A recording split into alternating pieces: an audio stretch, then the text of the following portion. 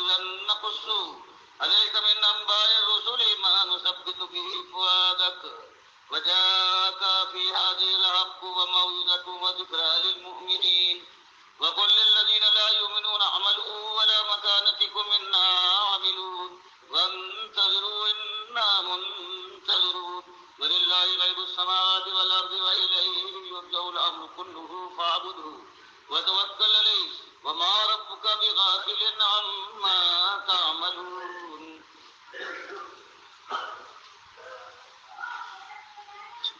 اس سے پہلے 8 رکوع میں ایک بات آئی ہے نبی صلی اللہ علیہ وسلم سے شروع ہوئی اور سورہ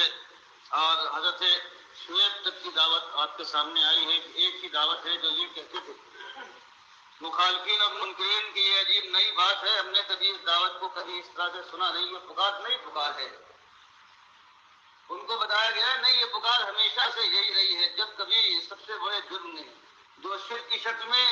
جب کبھی کروٹ لی ہے تو پروردگار عالم نے اس قوم کے اندر اپنا نبی اپنا فرشتہ بھیجا ہے. اس نے آ کر ایک ہی آواز لگائی ہے کہ یا قومی عبد اللہ ما لکم من الہ غیرہ, کہ میری قوم تمہاری اصلی بیماری کی جڑ ہے وہی شرک ہے. تم نے غیر اللہ کو مشکل کشا اور دستگیر اور داتا اور غوث بندہ پرور بنا لیا ہے, یہی سب سے بڑی بیماری ہے, یہی تم کو برباد کرتے رہے. فرمایا نبی صلی اللہ علیہ وسلم نے جو آج آواز لگائی ہے بالکل یہی آواز پہلی مشرک قوم میں شروع ہوئی ہے, اور اس کے اندر بھی اللہ کے نبی حضرت نوح علیہ السلام نے یہی ایک آواز اٹھائی ہے.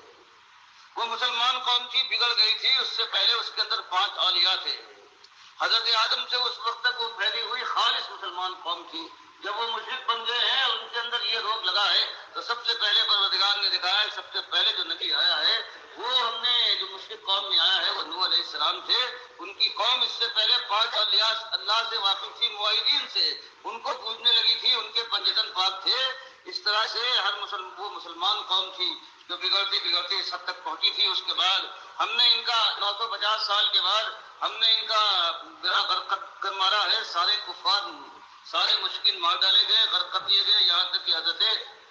نوح کا بیٹا بھی ان کی آنکھوں کے سامنے غرق کر دیا گیا اور وہ کچھ نہ کر پائے. مالک سے جب سفارش کی ہے تو پروردگار کے غصے اور غضب کا شکار بنے ہیں. انہوں نے توبہ کی ہے اور بات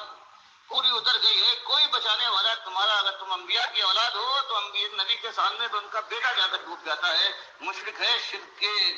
بیماری کا کوئی علاج نہیں ہے اگر خود کوئی علاج کروانا اپنا نہ چاہے. پھر بتایا اس کے بعد جو یہ مسلمان مومن بچے تھے نقل مکانی کرنے کے بعد جو ان کا حصہ پہنچا ہے یمن کے شمال میں, وہ آقاف کے مقام پر, وہاں جانے کے بعد یہ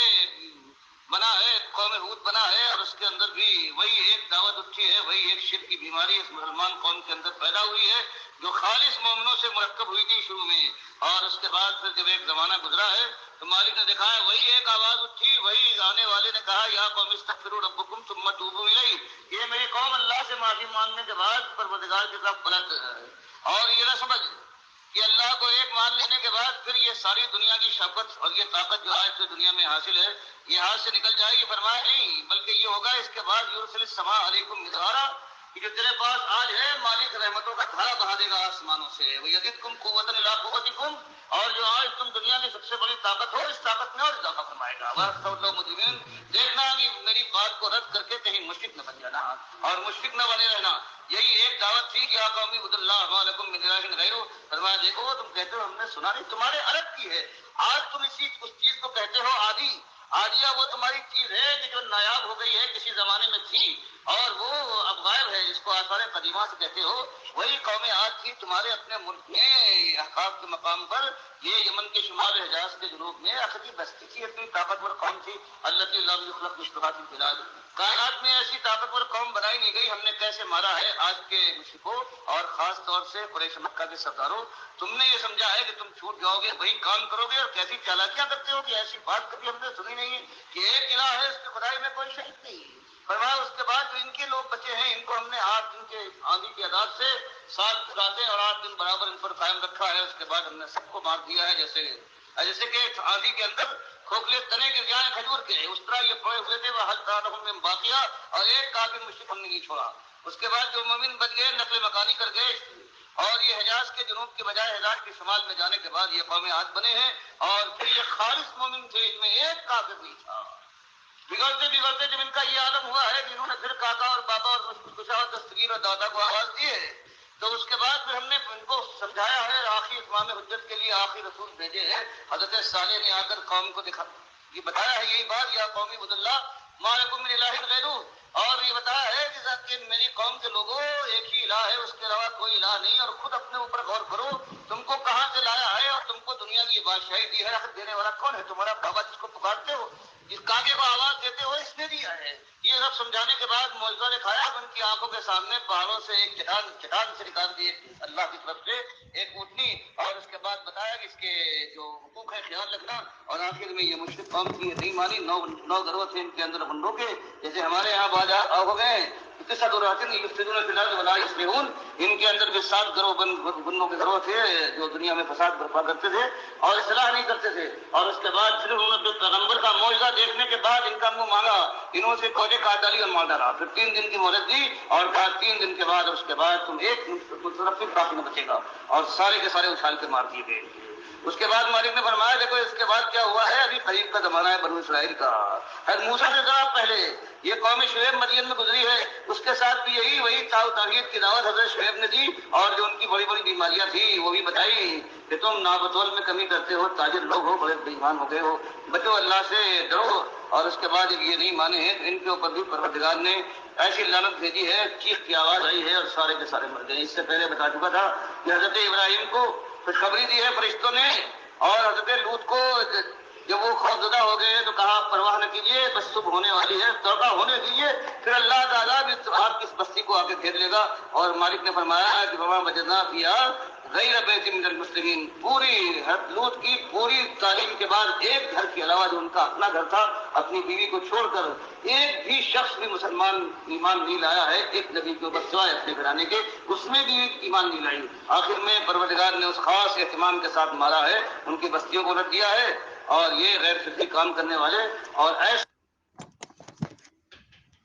یہ آواز ہے ڈاکٹر مصدق الدین عثمانی رحمۃ اللہ علیہ کی، جو اس گزشتہ صدی کے آخر میں یہ دعوت اٹھی ہے توحید کی، اللہ کے بندو، اللہ کی رحمت اور شفقت کی وجہ سے اس مشرک قوم کے اندر، اس آخری مشرک قوم کے اندر جو 5 تن پاک کی پجاری ہے، پہلی مشرک قوم 5 تن کو پوجنے والی، اور آخری مشرک قوم یہ بھی 5 تن پاک کی پجاری۔ ڈاکٹر صاحب رحمۃ اللہ علیہ قرآن سے ثابت کر رہے ہیں، دیکھو ہر دور میں ایسے ہوا ہے کہ ایک قوم جب بگڑ جاتی ہے، مسلمان بگڑ جاتے ہیں، ان کے اندر شرک آتا ہے، تب توحید کی دعوت اٹھتی ہے۔ تو اب یہ آخری قوم ہے، یہ بگڑ گئی ہے، یہ بگڑے ہوئے مسلمان ہیں، فرقوں میں بٹ گئے ہیں، کوئی بریلوی ہے، کوئی دیوبندی ہے، کوئی اہل حدیث ہے، کوئی شافی ہے آج کا، یا حنبلی ہے، مالکی ہے، حنفی ہے، یہ سارے کے سارے مسلک ہیں، ان کے اندر عقیدے کی خرابی ہے، اور کوئی ملک اور کوئی جماعت ایسی نہیں ہے جس کے عقیدے کے اندر خرابی نہ ہو۔ پھر طاغوت کا کفر کیا گیا، جنہوں نے شرک اور کفر پھیلایا تھا، چاہے صوفیوں نے، چاہے اعلیٰ حضرت نے، یا جتنے بھی یہ گزرے ہیں، شاہ ولی اللہ کا خاندان ہو، محی الدین چشتی، یہ سارے صوفی بڑے بڑے، عبد القادر جیلانی، مجدد الفسانی، ان کا سارا پوسٹ مارٹم کیا گیا، ان کی کتابوں کے حوالے سے ان کا کفر و شرک بالکل لایا گیا، اور کہا گیا یہ ہیں امت مسلمہ کو برباد کرنے والے اثر۔ آج جو یہ مسلمان قبر پرستی کے اندر مبتلا ہو گئے ہیں، جو خالص بت پرستی ہے، جب تک اس کا رد نہیں کیا جائے گا، اس کی ہوا نہیں اکھیڑ دی جائے گی، کوئی خیر اس امت کے اندر نہیں آ سکتی۔ بہرحال ڈاکٹر صاحب اپنا کام پورا کر کے، اللہ نے ان کو جو توفیق دی، دسمبر 1986 میں فوت ہو گئے، اور اس دعوت کو ماننے والے کچھ لوگ اکٹھے ہوئے، ایک جماعت کی شکل اختیار کر گئے، اور پھر شیطان کا وار ہوا، اور 2017 کے اندر آ کے پھر جو ناخلف جانشین یا اس جماعت کا جو امیر بنایا گیا تھا، وہ اس کے اندر صوفیزم تھی، آہستہ آہستہ اس کے دماغ کے اندر پھر یہ شرک کا جرثیم پیدا ہوا اور پرورش پایا، اور پھر شیطان کا وار ہوا، اور پھر یہ سجدہ تعظیمی کا شرک جس کا رد کیا گیا تھا ہر اینگل سے، ڈاکٹر عثمانی رحمۃ اللہ علیہ نے اس کا رد کیا اور فتویٰ لگایا کہ جس کے دماغ کے اندر خرابی ہوتی ہے، شرک ہوتا ہے، وہ اس طرح کی تفسیر کرتا ہے کہ سجدہ تعظیمی یعنی یوسف علیہ السلام کو تعظیماً سجدہ ہوا، یا اس طرح کی باتیں کرتا ہے، باقی کوئی مومن اس طرح کی بات نہیں کر سکتا ہے۔ وہ پورا خاندان تھا، وہ مجاہدوں کا خاندان ہے، انبیاء کا خاندان ہے، وہ کبھی اللہ کے علاوہ کسی اور کے سامنے سجدہ نہیں کرتے تھے، وہ شکر گزاری کا سجدہ تھا جو اللہ کے سامنے ہوا 100 نمبر آیت کے اندر، وَخَرُّوا لَهُ سُجَّدًا۔ تو اس انداز سے ساری تفسیریں مومنانہ موجود تھیں، اس کے باوجود اس کے سرفرے نے عقیدے کے اندر خرابی لائی، پہلے اپنے پھر پوری جماعت کو لے ڈوبا۔ بہرحال جو ہونا تھا ہوا، یہی اللہ کی مشیت تھی، یہ تھی اللہ کی مشیت، اللہ نے ہونے دیا کیونکہ اللہ تعالیٰ نے دونوں راستے دکھا دیے تھے، علم آ چکا تھا، اس کے بعد پھر یہ کفر و شرک لایا گیا، ہمیشہ یہی ہوا ہے، ہمیشہ یہی ہوا ہے، اب کوئی نئی بات نہیں ہے۔ بہرحال کچھ مومن بچے ہیں، اسی توحید کی دعوت کو اللہ کے بندوں اٹھاؤ، اسی میں خیر ہے، اس کے علاوہ کوئی خیر، سب دروازے بند ہیں، صرف ایک دروازہ ہے جس میں روشنی کی کرن آ رہی ہے، وہ ایمان خالص کی توحید کی دعوت جب تک نہیں اٹھے گی گلی کوچوں کے اندر، اور شرک کا رد ہوگا، بالکل طاغوت کی نشاندہی ہوگی، اور اس طاغوت کو بھی ان طاغوتوں کے اندر شامل، ایک اور طاغوت کا اضافہ ہو گیا، باقی یہ چھوٹے چھوٹے اس کے پچونگڑے ہیں جو مولوی بیٹھے ہوئے تھے، لیکن اصل مجرم یہ خود ہے محمد حنیف، جس نے ایمان اور عقیدے کے اندر خرابی لا کے جماعت کو پھر پٹری سے اتار دیا۔ بہرحال اپنی اپنی قسمت کی بات ہے، اپنے اپنے نصیب کی بات ہے، ہم تو اسی پر قائم ہیں، اسی دعوت کے اوپر جو ڈاکٹر عثمانی رحمۃ اللہ علیہ نے جس انداز سے اٹھائی ہے، بالکل یہ حق ہے، ہم نے اسی کو اختیار کیا تھا۔ محمد حنیف کو ہمیں معلوم ہی نہیں تھا یہ کس آدمی کا نام ہے، جب ہم نے یہ دعوت اختیار کی اور ہم نے گلی کوچوں کے اندر، بازاروں کے اندر دعوت دینا شروع کر دی تھی۔ محمد حنیف سے تو بہت بعد میں ملاقات ہوئی تھی۔ یہ بات ہے، اللہ کے بندو، اللہ کے دین کو لے کر اٹھو، چند دنوں کا یہ معاملہ ہے، آخرت کی بازی کھیلو اور اس دعوت کو لے کر اٹھو، حالات کچھ ہوں، بہار ہو یا خزاں، لا الہ الا اللہ، جو بھی دور ہو، جمہوری دور ہو یا یہ ماشاء اللہ کا دور ہو، جو بھی ہو، توحید کی دعوت اٹھے گی، اسی کے اندر خیر ہے، سب کو ایمان کی دعوت دو، اسی پر پرکھو، جو اس ایمان عقیدے کی بات کو مانتا ہے، توحید کو مانتا ہے، وہ اللہ کے ہاں مقام پائے گا، اور جو اس کا دشمن ہے وہ ہمارا دشمن ہے، ہمارے نزدیک اس کی کوئی اہمیت نہیں ہے، وہ دنیا کے سروں کا تاج ہو سکتا ہے لیکن اللہ کی بارگاہ سے راندہ ہے۔ اللہ تعالیٰ غور و فکر کرنے اور ایمان خالص کے اوپر جم جانے کی توفیق عطا فرمائے۔